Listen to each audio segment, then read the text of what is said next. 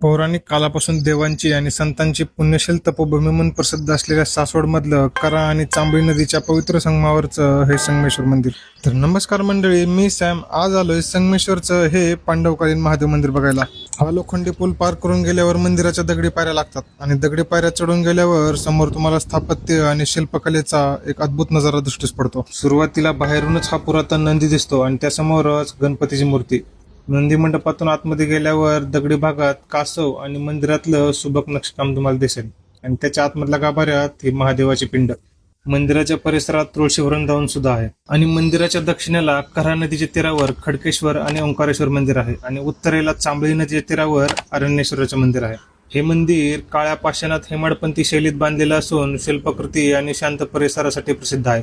पांडवकालीन मानलं जाणारं हे मंदिर पुण्याचं एक प्रमुख धार्मिक स्थळ आहे. जर तुम्हाला सुद्धा पुण्यापासून जवळ शांत, सुंदर आणि पुरातन मंदिर बघायचं असेल तर हे संगमेश्वर मंदिर तुम्ही नक्कीच बघू शकता. व्हिडिओ आवडल्यास लाईक करा आणि फॉलो करायला विसरू नका.